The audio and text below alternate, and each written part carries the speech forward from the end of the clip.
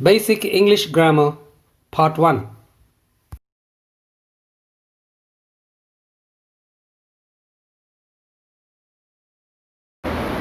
Basic English Grammar. The first topic we have covered is the difference between alphabet and letters. Okay. In the English alphabet there are 26 letters. That's the first point. Now how do we divide the alphabet? Into two parts? Okay. Vowels and consonants. Fine. What are how many vowels are there? 5 vowels. What are they? How many consonants are there? 21. Right. So there are 21 consonants and 5 vowels.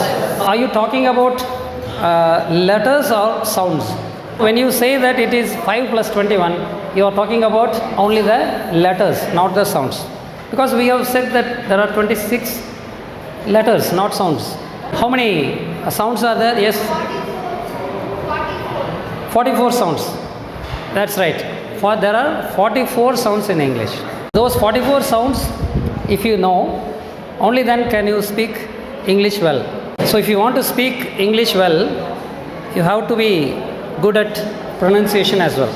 There are 20 vowels, 20 vowel sounds and 24 consonant sounds. Okay, in all we have 44 sounds in English. What do you mean by morphology? It's the study of words. When we study about words, what's the first thing we should study?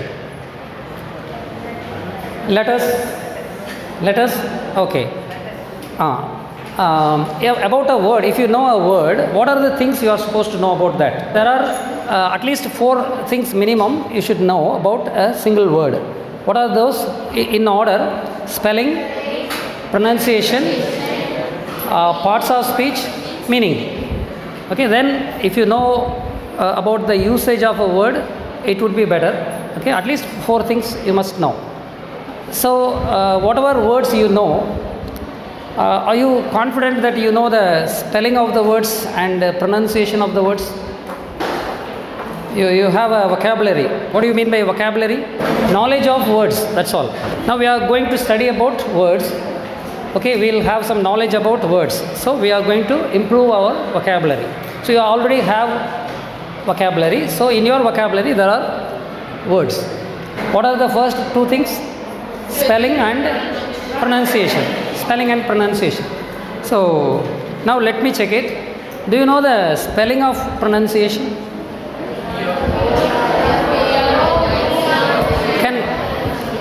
Can someone write it on the board? Yes. So what are you supposed to know? The spelling, pronunciation, part of speech and meaning. Okay. What's the meaning of this one? Is it Uchari or Ucharipu? Ucharipu, meaning. Okay. What's the part of speech? Noun. Okay. And what's the spelling? You have written it. What's the pronunciation? Then you have to pronounce it properly. Okay. What's the pronunciation of this word?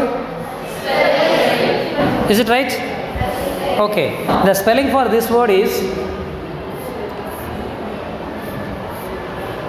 Pronunciation.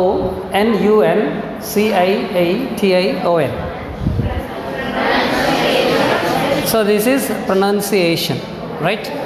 Okay. Then what's the pronunciation of this word? It is not spelling as I have written. It is only spelling. What's the verb form for this one? Yes, you said it's a noun, didn't you? Yes. Then what's the verb form for this word pronunciation? Pronounce. Yes, pronounce. You can't guess the spelling in English. You have to accept what it is. Fine. That's the first thing. Then secondly, what's the point here? Here if you see, you have got 2 L's.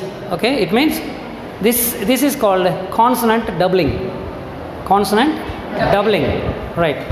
In English, for the sake of spelling, you may have double consonants. Whenever you find two consonants in English, as far as the spelling is concerned, while pronouncing that word, you should pronounce only one of them. You can't pronounce both of them. And the same rule has been applied here.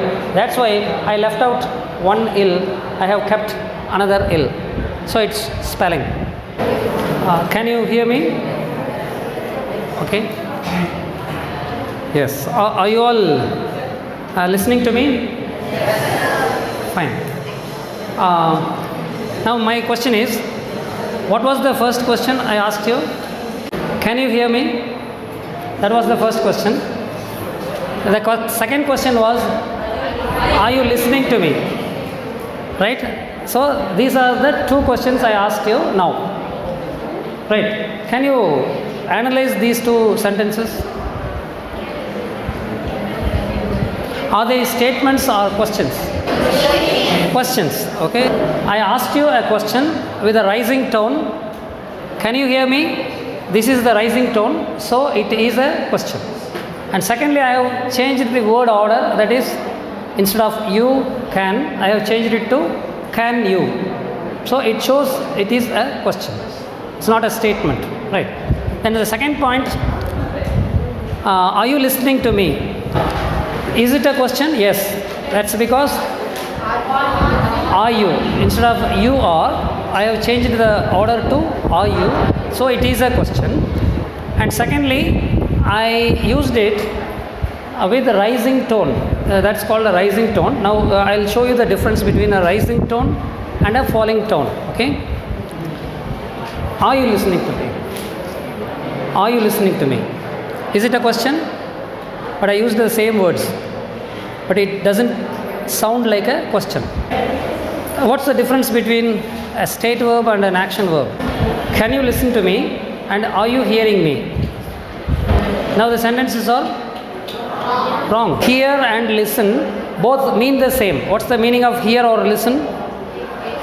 Heard. Okay. But the usage is different. One is used with a continuous tense, the other one with simple tense. Yes, that's right. Okay. There are two types of verbs, namely action verb and state verb. Action verbs are used in both continuous tense and simple, but state verbs are used only in, but not in continuous tense.